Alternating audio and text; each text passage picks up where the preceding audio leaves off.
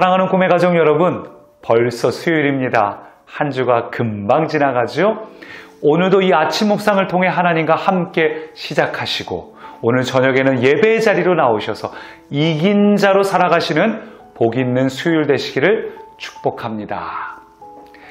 며칠 전에 제가 운전하는데 너무 화날 일이 있었어요. 저는 질서 지키는 걸 되게 중요하게 여기거든요. 그런데 이 좌회전선 말고 직진선으로 가고 있는데 저 멀리서 뒤에서부터 쌩하니 좌회전선으로 달려오다가 껴들려는 차가 있는 거예요. 저는 그런 거 진짜 막 못 견디거든요. 그래서 이렇게 잘못된 길로 가는 너 결국은 못 껴들고 신호 바뀌면 너 아주 난감하게 될 거야. 곤란해질 거야. 근데 웬걸요? 결국에는 그 차가 우겨서 들어가 버리고 말았습니다. 결국은 부정한 방법으로 성공한 거예요. 굉장히 화가 나더라고요. 여러분 그럴 때 있지 않습니까? 악인들이 부정한 방법으로 하는데 결국은 잘 돼요. 결국은 성공합니다. 그걸 보면은 막 화가 날 때가 있죠. 하나님을 잘 믿는 우리는 왜 이렇게 어려움을 겪고 하나님을 안 믿고 하나님을 멸시하고 하나님을 조롱하는 그들은 왜 이렇게 잘 될까요? 그래도 언젠가는 결국은 큰 코 다치는 날이 올 거야. 언젠가는 어려움을 겪는 날이 올 거야. 근데 웬걸요? 그도 잘 살 뿐만 아니라 그의 자녀대에 가서도 끝까지 잘 살고 있는 것들을 우리가 종종 보게 됩니다. 오늘 욥도 바로 그런 것이 욥의 불만이었습니다. 본문 19절 보니까 하나님은 그의 죄악을 그의 자손들을 위하여 쌓아두신다. 욥이 이런 얘기를 하는 거예요. 하나님, 당사자를 혼내셔야지. 오래 참으셨다가 그 자손 때에 가서 그걸 심판하시면 그게 무슨 소용이 있습니까? 21절도요. 그의 달수가 다하면 자기 집에 대하여 무슨 관계가 있겠느냐. 하나님, 그가 직접 이 벌을 받아야지. 그가 평안히 눈을 감은 다음에 그의 자식 때에 가서 집안이 어려움을 겪으면 무슨 의미가 있습니까? 저도 이 욥의 말에 좀 동의를 합니다. 우리가 이것을 어떻게 이해해야 할까요? 이렇게 답답하고 힘든 것 어떻게 받아들여야 할까요? 여러분, 우리가 답답한 건요, 우리의 인생을 일생의 관점으로 보기 때문입니다. 그러나 우리는 일생이 아니라 영생을 살아가는 존재지요. 그리고 일생에서 영생으로 바뀌는 그 지점에는 하나님의 심판, 하나님의 결산, 하나님의 계수하심이 반드시 있습니다. 그러므로 부정한 방법으로 살았던 이들이 이 땅에서는 평안히 살다가 평안히 떠나는 것 같지만 반드시 그들은 하나님의 심판을 받게 돼 있습니다. 로마서는 이렇게 말하는데요. 로마서 1장 24절 하나님께서는 그들이 마음의 정욕대로 살도록 더러움에 내버려 두시니. 무슨 얘기예요? 하나님이 내버려 두신 것 자체가 이미 심판이다. 그냥 그들을 내버려 두신 것 자체가 이미 그들에게는 심판받은 거나 다름없다. 하나님의 관심에서 멀어진 것, 버려진 것. 여러분 그게 가장 무서운 거 아닐까요? 하나님이 관심을 안 갖는 거예요. 네 마음대로 살아라. 내가 너를 끝에 가서 심판할 거야. 하나님에게서 관심 밖으로 밀려난 것, 하나님의 사랑을 받지 않는 게 정말 무서운 겁니다. 그래서 여러분 우리가 살다 보면 억울할 때 있잖아요. 하나님 안 믿는 사람은요 그냥 승승장구하고 잘 돼요. 근데 하나님 믿는 우리는요 그냥 조금만 잘못해도 하나님께서 우리에게 회개하게 하시고 마음을 불편하게 만드십니다. 근데 그건 바로 하나님이 여러분에게 관심이 있다는 증거입니다. 그렇죠? 하나님이 여러분을 사랑하신다는 반증이에요.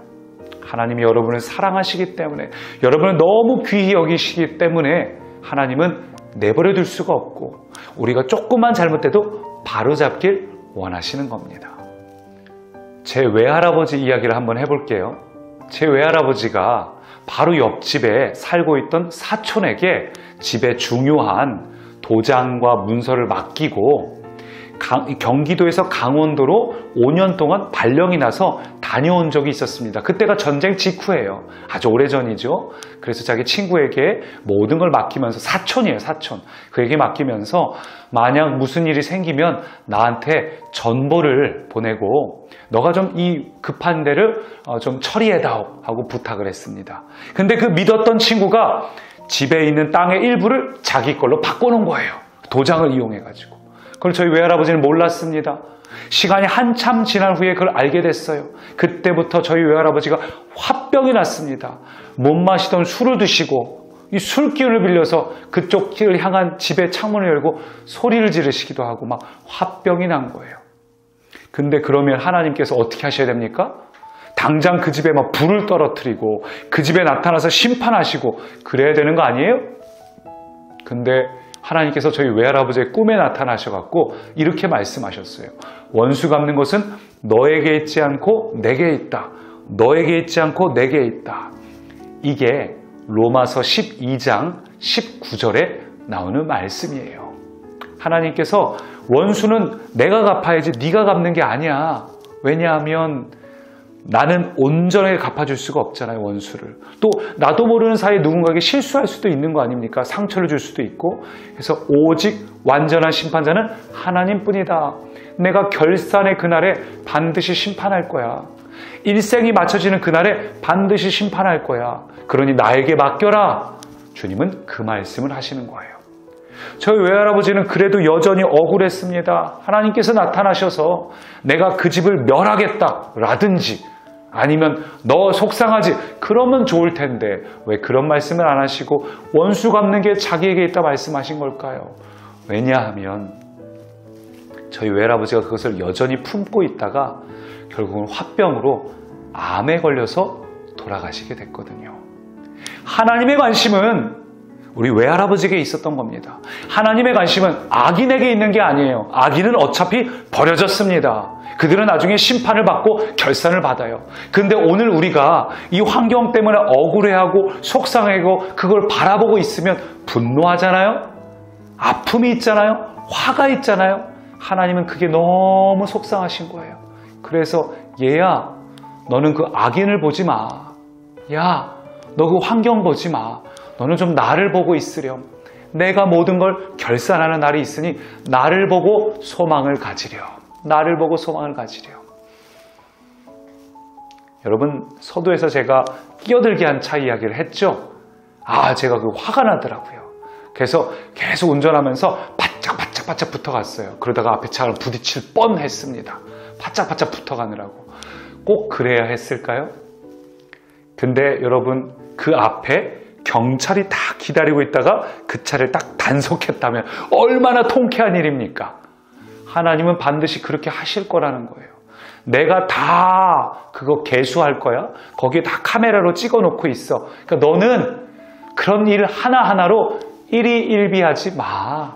거기에 너의 마음을 낭비하고 인생을 낭비하고 아파하지 마. 그냥 나를 믿고 나를 바라보고 내 사랑을 좀 즐기렴. 내 관심은 너야. 내게 있어서 주인공은 너야. 그들은 엑스트라야. 잘 되면 무슨 소용이니? 그들은 엑스트라인 걸. 나에게 드라마 속 주인공은 너야. 내가 너를 이렇게 사랑하는데 너 좀 나를 보지 않을래? 주님이 그 말씀을 하십니다. 결국 욥은 나중에 하나님을 주목하게 되죠. 사랑하는 꿈의 가족 여러분, 오늘 여러분 환경 너무 보지 마시고 오늘 이긴 자로 한 달 살기를 통해 하나님을 바라봅시다. 하나님이 나를 주인공으로 여기시기 때문에 나는 조금만 내가 잘못하고 조금만 틀어져도 하나님이 그거 아니야 말씀하신 이 하나님, 나를 사랑하시고 내게 관심을 주시는 이 하나님과 동행하는 하루가 되기를 축원합니다. 살아계신 하나님, 오늘도 주님과 함께합니다. 모든 상황을 하나님께 신뢰합니다. 내어 맡깁니다. 오늘 내가 할 것은 나를 사랑하시고 내게 관심을 주시는 하나님과 동행하는 하루 살게 하옵소서. 예수님 이름으로 기도합니다. 아멘. 나의 사랑, 너는 어여쁘고 참 귀하다. 어느 보석보다 귀하다.